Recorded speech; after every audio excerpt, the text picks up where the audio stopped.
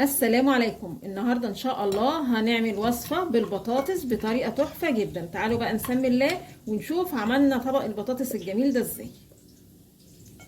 معايا بطاطس اللي هي بتكون حجمها صغير، ده بيبقى كمان سعرها اقل من البطاطس الكبيرة. ممكن تستخدمي بطاطس كبيرة مفيش مشكلة. بنقع بقى البطاطس شوية كده في المية عشان بيبقى البطاطس الجديدة دي بتاعت الشتاء بتبقى مليانة طين، فبنقعها كويس وبعدين بغسلها بقى كويس جدا. وبعدين هضيف ليها مية لحد لما توصل فوق مستوى البطاطس بشوية، وبعدين هرفعها على النار لحد لما تستوي.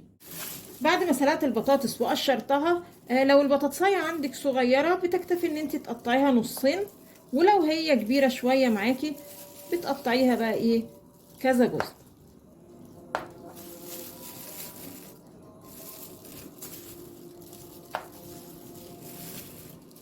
بالشكل ده. زيت على النار وهحمر البطاطس، وبعدين هشيلها من الزيت باللون الجميل ده. مكان ما قليت البطاطس نقصت الزيت وجبت بس هنا معلقتين هشوح فيهم فصين 3 توم مهروسين. اول ما ريحه الثوم كده تظهر، مش لازم يعني يحمر، هضيف فلفل الوان. وانا هنا مش عايزه الفلفل يدبل، انا بس تقلبتين لمجرد ان هو يتشرب طعم الثوم.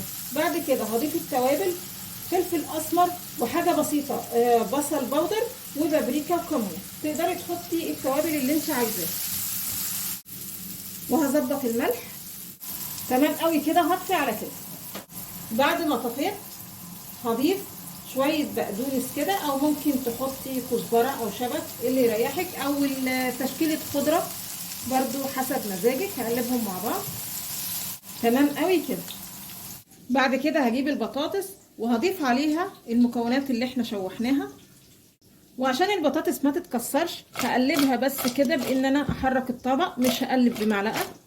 وده الشكل النهائي لطبق البطاطس. عايزه اقول لكم جميل جدا جدا جدا، لازم تجربوه بنفسكم علشان تعرفوا قد ايه هو بيبقى طعمه لذيذ.